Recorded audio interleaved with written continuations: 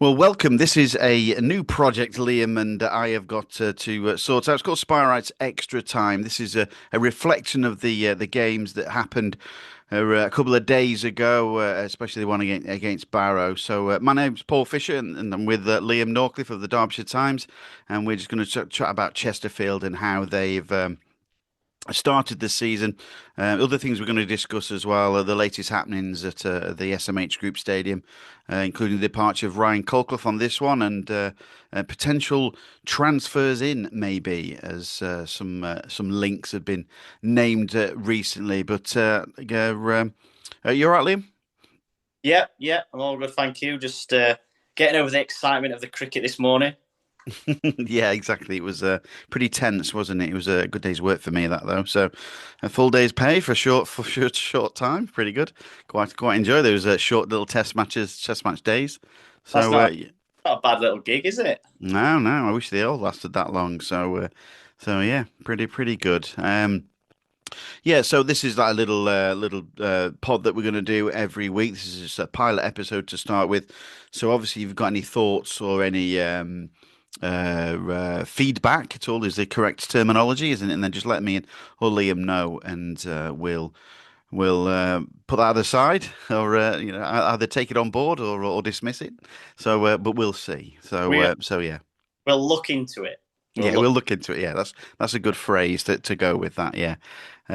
So yeah, we'll chat about how the game against Barrow went, and Liam, as opening days go, I suppose it was not bad in the end. The result was the most important, paramount, wasn't it? That they got the 3 points just to kickstart the season. The performance, you think, work on that. I think.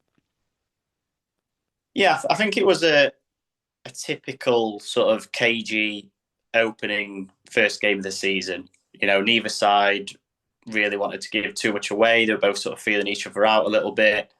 Not too many risks taken. I think the game probably panned out exactly how we thought it would. We saw the two games against Barrow last season, which were 1-0 wins for Chesterfield, and it panned out exactly the same again.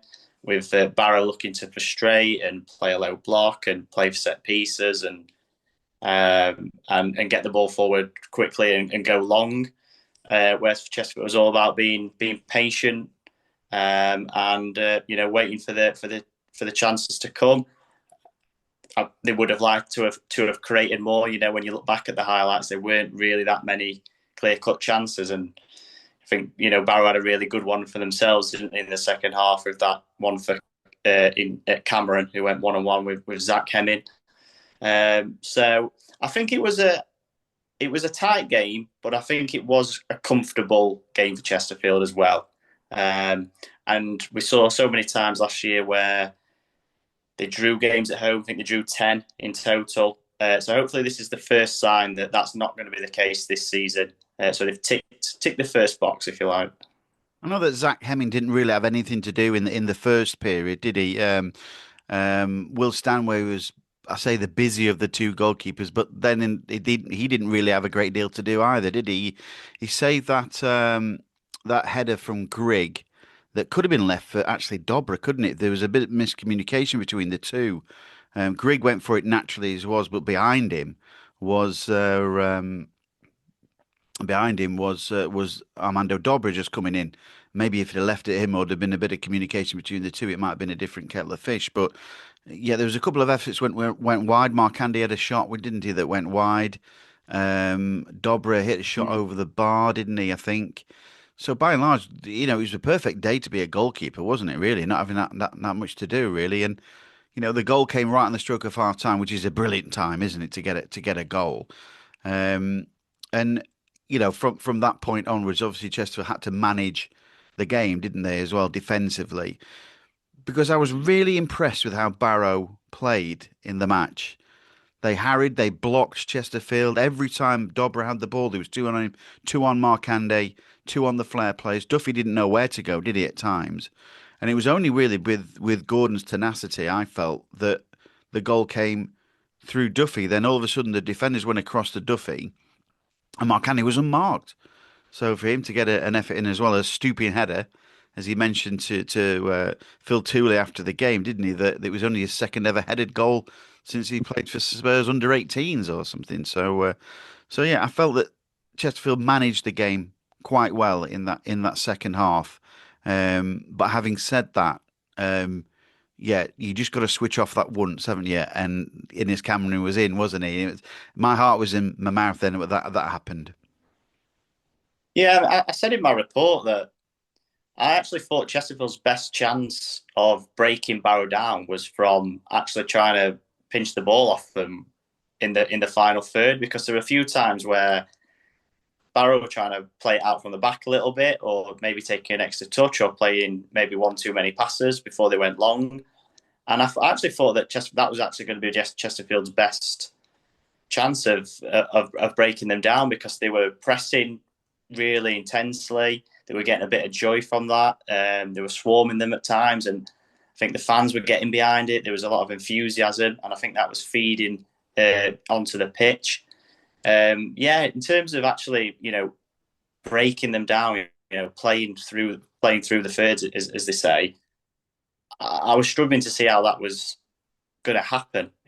Particularly in the first half, there was a chance for Dobra, wasn't there? In the second, I suppose if puts that away, it's a little bit more comfortable. But yeah, it wasn't really too much stress, was there? A little bit of panic in the final 5 minutes where Chesterfield gave the ball away a couple of times needlessly. But I suppose that's to be expected. It's the first game of the season, a little bit of nerves there, and Barrow have got nothing to lose.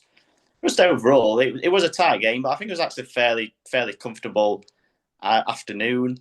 I've seen a few predictions from people before the start of the season about Barrow. I think someone had them bottom of the table, and I don't see that. I think they only lost one of the last 13 at the end of last season, and that was actually against Chesterfield. So, and you look at that performance on Saturday, I don't think they'll lose that many games. I suppose the question or the challenge for them will be is when they're at home and they've got to have more of the ball and they've got to break teams down is how they go about that. But yeah, I think they'll be a difficult side to beat, as Andy Wing's teams are. We saw that at Solihull as well, didn't we? So yeah, it's a win, isn't it? A win's a win, and yeah, on to Cheltenham. Yeah, I saw Andy Wing after the game. Actually, said it's nothing like Saltergate, is it? Because he was a member of the team that played at the last game at Saltergate, so he's got happy memories of that ground as well. Despite the fact, I think he only played something like 11 games. He was a John Sheridan loanee signing at the time from Brighton, I think it was, or maybe Oxford, Brighton or Oxford, one of the two. Anyway, but yeah, exactly. They're hard to beat, aren't they? And up at Holker Street, they'll have a good record. One thing that lets them down, I think, is as was last season, was goal scoring. They need a goal scorer, and they've got Kane Hemmings, who's a veteran player of the Football League. He's played with so many clubs now; it's impossible to list. He was at Crewe last season, I think it was, wasn't he? And Yeah. he's been with Barnsley, I think, and many others, other clubs that he's been with. And they've got Tyler Walker, of course, who is a good goal scorer. Chesterfield did have him on trial many years ago, I think under Martin Allen. I say many years ago, it's National League days. So yeah, he was at the club at some point. Son of Des Walker. Well, they made 12 signings, Yeah. and five of them started, which is what Andy Wing said after the game, that he was a little bit apprehensive at the beginning because he didn't know how it was going to pan out. He didn't know where his team was. They're a bit of an unknown quantity at the minute because they haven't been able to gel. So, if that's the sort of performance that they're putting in after game one, then I suppose from their point of view, it bodes well. So yeah, I think they'll take points off a lot of teams who are probably going to be challenging Chesterfield at the top. Tell you what, we both looked at each other, I think, when Tom Barkhazen brought that ball down just in front of the press box, didn't he? Wow, what a bit of skill that was. I know the end product didn't actually come to anything, but my word, blooming heck, he looked all right, didn't he? Yeah, that would have been on the Soccer AM showboat, wouldn't it? Outside of the right foot, just took it in his stride and off he went, and with a nice bit of turn of pace as well. But yeah, he's played at a good level, hasn't he, at Preston and Derby? So yeah, it's a good coup for them. Be interested to see how he gets on. Yeah, there's a few players they've got out on injury. They've got a kid, and I think a teenager or some little 20-year-old on loan from Watford who's out injured at the moment. So he's going to help them. I think he's a winger as well, so he's only going to help them going forward. So Barrow could be an outside shout for the playoffs. I think there's something lacking for them to get into the top three. I think a little bit of flair maybe that they need, because they lost Kean Spence. And Dean Campbell's a bit more of a defensive midfielder, but they're lacking a bit of flair. I think a little bit extra. I think to take them into that top three. But they certainly could be an outside bet for the playoffs. Maybe I would think.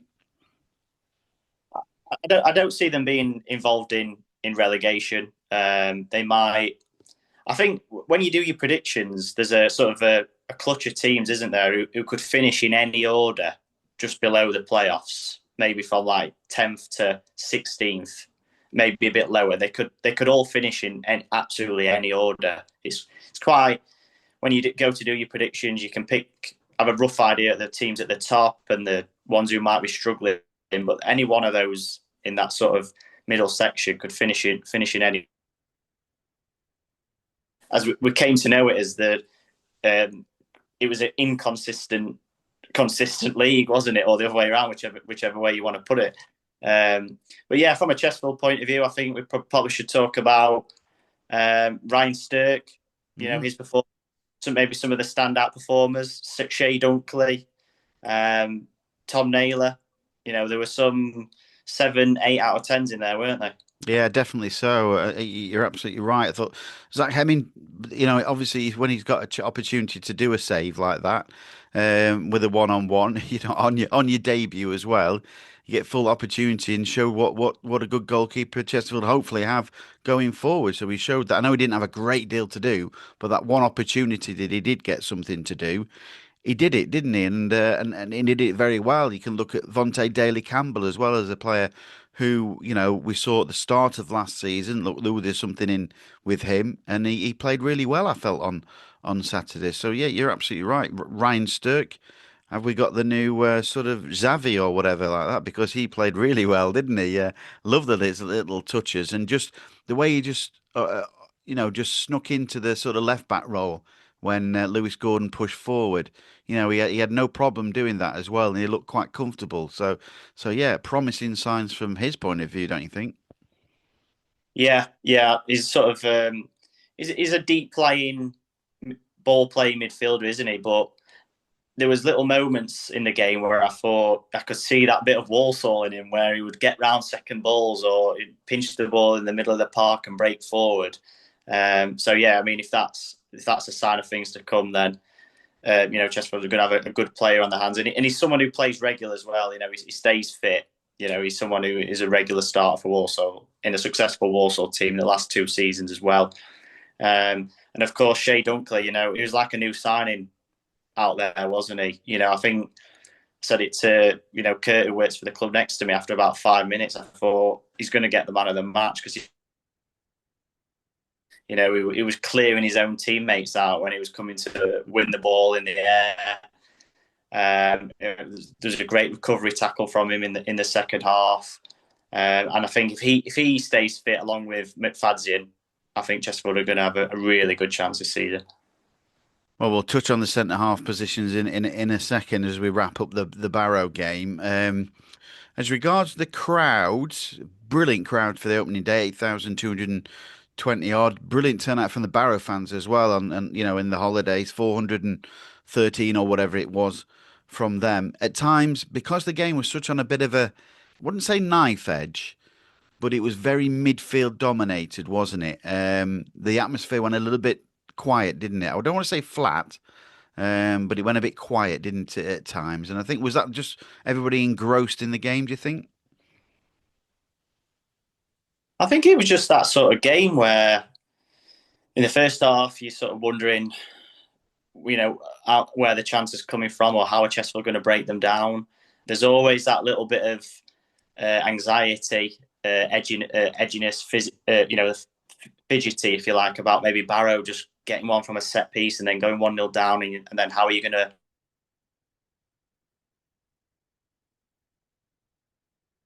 end hectic game, loads of chances. There wasn't really much controversy, maybe barring the penalty shout on Ryan Sturt, which still can't really tell after watching the highlights. But he didn't appeal too much. And thankfully it didn't really matter in the end either. But yeah, we've certainly seen more dramatic games, haven't we? Yeah, well, I think one incident where just after the Sturk penalty shout was that obviously the ball went up the other end. Innes Cameron saw one-on-one a save by Hemming. Was that when there was a next break in play? Uh, Alan Young, somebody got injured, I think, down the side or something like that. Alan Young, the referee, was called over by Cook, and Cook had a conversation with him, and then he went like thumbs up to the referee. So he's obviously asked for an explanation as to why that would probably wasn't a penalty, I assume. And the referee gave him a thing, and Cook just agreed with him. So there must have been something to see. The full match apparently is on YouTube. Again, I mean, if you want to put yourself through it, that's fine. But I mean, like, if you want to specify on that incident, then do so. But yeah, I didn't think it was a penalty at the time. I don't think. Just on reflection from the commentary that I did, I didn't seem to call it. I think it was a challenge went in or something like that. Yeah, So yeah, I think our view in the press box was probably a lot of bodies in the yeah, way. Just sort of from a distance saw a challenge go in and Ryan Sturt go over a leg, and you think, oh, he's been tripped. It's a clear penalty. But yeah, I mean, he didn't sort of appeal too much himself. And then you watch the highlights back, and yeah, I'm not sure if you can quite see whether it is or it isn't. And like I say, thankfully, it didn't matter in the end. And Chesterfield didn't get many penalties last season, did they? So why should we expect any? well, exactly. There was another one as well with Mandeville, but I thought even that would have been really harsh on Barrow had that second one been given as well. So overall, 7 out of 10. Would you say performance from that? Yeah, I think for the first game of the season, I just think it was a pretty decent performance. Yes, they could have created more chances, but they didn't give anything away at the other end. There were some really good individual performances. And yeah, I think, although I know Chesterfield did beat Barrow 1-0 at home last season, I do still feel like it is relevant to say that maybe last season they wouldn't have won that game Yeah. in a strange sort of way. Yeah, they managed to get themselves a goal and see it out. And I think that bodes well. And then we'll just see this weekend, won't we, against Cheltenham, whether any lessons have been learned from last season, Yeah. which we can talk about. You know, was a bit of an Achilles heel, as Paul Cook, one of his favourite phrases. You know, a bit of a soft underbelly away from home last season. Won a lot of games, but also lost a lot of games where they should have got something from. So it'll be interesting to see on Saturday. You know, 5-10 minutes to go. If Chesterfield have got a point in the bag, have they got that steeliness and that nous to sort of see it out and make sure they get back on the coach with a point, or is there still that little bit of madness, as Paul Cook says, in them? Well, they didn't have Dunkley or McFadzean in the starting 11 last time at Cheltenham, so that may be one of the things that they need as well going forward. But let's quickly move on to Ryan Colclough. Then he is. The club has announced that him and the club have announced that themselves and Ryan have reached an agreement for Ryan to leave the football club. He's also come out on his, I think it's on his Instagram page and put a message on as well for people to read as well. One of the National League title winning players as well as ever. You have to evolve the squad, and Ryan Colclough is a consequence of that, Liam. Yeah, I think it's probably best that maybe don't talk about maybe the reasons why he's leaving, but more reflect on his sort of 2.5 years at the club. You know, signed from Altrincham in January, wasn't it, of that season, and it was very direct, wasn't he? He could go both ways. He was explosive. I think a lot of the players described him on the field as being destructive. You know, you could have a team who were playing five at the back, and he would cause some chaos. Scored some important goals, got some good assists, and yeah, it's he's he'll go down as one of the promotion heroes, won't we? Yeah, he's such a dynamic winger as well. At times, we saw him play for Altrincham against Chesterfield. Obviously, Paul Cook knew him from his time at Wigan as well. And yeah, it's a shame it's coming to an end. But all, as I say, all football evolves as well. But yeah, he made 100 appearances for the football club. He played at Wembley as well, didn't he? With his part of that side that played there. For the side, and yeah, actually, weirdly as a wing, he was really good with his head as well to try and get some goals. So I hope he gets sorted out pretty quickly. And now's the time if he's ever going to get a new club. It's in August, isn't it, to do one?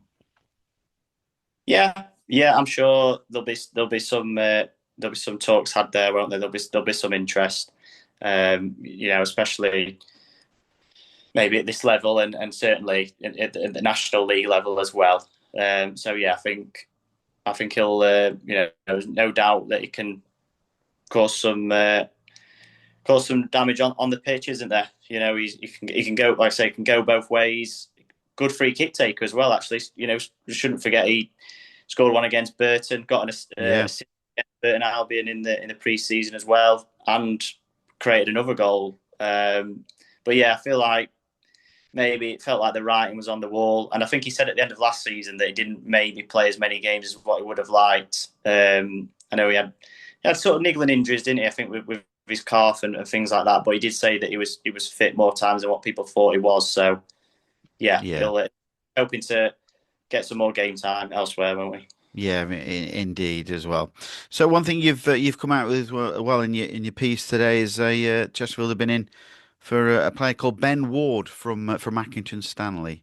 What do you want to elaborate more on that?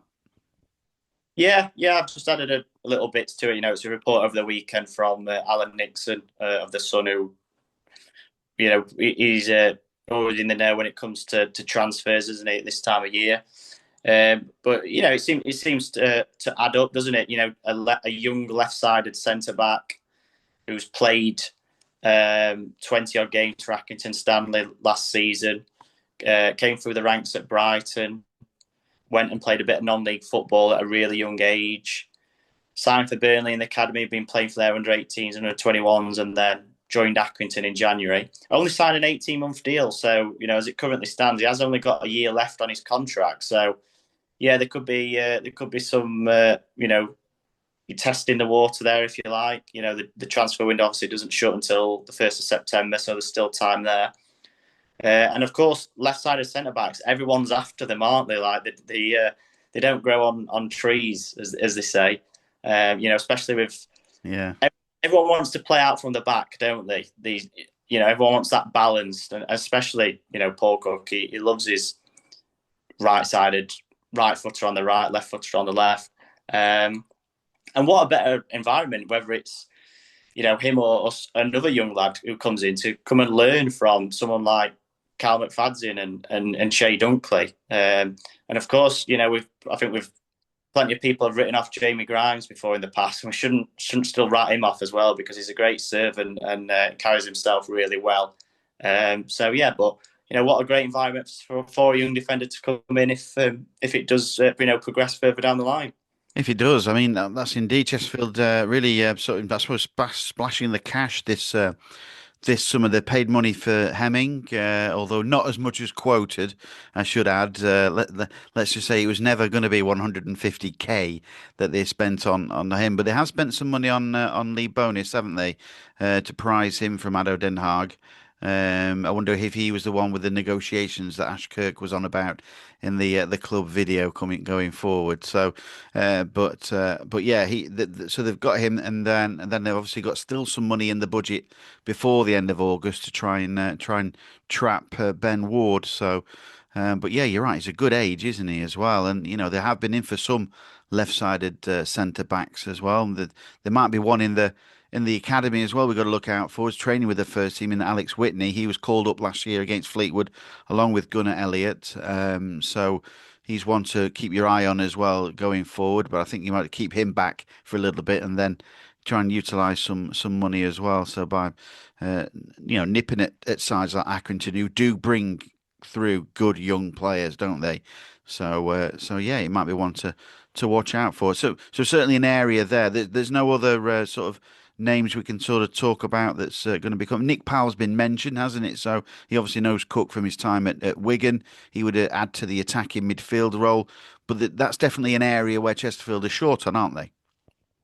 Yeah, they certainly are now that obviously Ryan Colclough's departed. I think they were probably maybe one short anyway, so maybe you could argue that they're two now. Um, yeah, I think I did sort of think maybe a week or two that central midfield could still need improving. There are numbers there, but I still feel like obviously John Fleck, his minutes will be managed, and he's out for a little bit now with a cracked rib.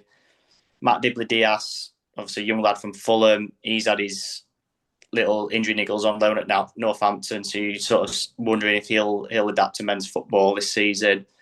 Luke Butterfield's a bit of an unknown. Obviously, he's a young lad, isn't he? Yeah, he ran the show in that academy game apparently on Saturday morning. Mm. So yeah, I sort of thought maybe they needed another central midfield, not numbers but quality wise. But then you watch Tom Naylor back in his best position on Saturday, and you think, oh, maybe Yeah, not. Suppose how many injuries they get, because maybe Tom Naylor will have to fill in here, there, and everywhere again. yeah. Season. But yeah, I mean, Paul Cook said that they're not done in the transfer window, and there's still just under a month to go. So yeah, we'll just have to see how everything pans out in the next few weeks. I was trying to work it out with the squad list as well. I had 20 lists, and I thought I had two spaces available there. But because I can't work out whether Tyrone Williams has got a new deal or not, because he's got a squad number. So I don't know whether he's extended his contract or not. Nothing's been announced by the club at all. So I'm going to assume that's a yes because he's got the squad number on the back of the program. But that's not guaranteed, is it? So yeah, we'll wait and see on that. Unless you know a little bit more about that.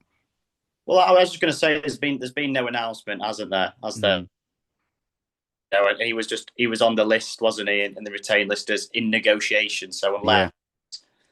unless anything gets announced, I think we sort of put him on under the no category until he gets back to full health and then see where we go from there. Yeah, it'd be nice to ask Paul Cook, wouldn't it? But only you have access to Paul Cook, don't you? So I can't really ask him there. So I'll leave that one to you. I'll add that one to my list. You do that.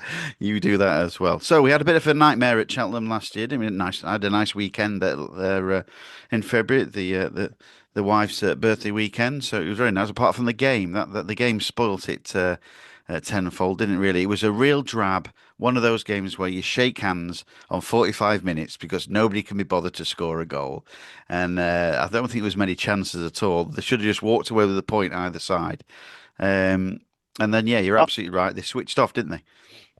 Yeah, I think it's just going to be exactly like the Barrow game on Saturday. I think we know exactly how it's going to pan out. I think even though Chesterfield are away, I still think they're going to dominate the ball. They'll have the majority of the possession. It'll be a case of can they break Cheltenham down? Cheltenham will sit back and frustrate and play for set pieces. And I don't think they've done much transfer business. The bits that they have done don't really jump off the page at you. I think they're probably be aiming just to finish somewhere around where they were last season. And again, like we say, anywhere between maybe like 16th and 12th. I've seen some people have them in the relegation zone, and yeah, you just don't know. It's hard to argue, but yeah, I think they'll be very similar to Barrow in that they might be quite hard to beat again. Don't score many goals. I think they've got one or two players who are being eyed by other clubs who they'll be desperate to keep. I think Jude Boyd's one of them, and then the winger Archer as well. Yeah. So yeah, I think maybe after the transfer window shuts, they might have a bit better of an idea of what their season's going to look like.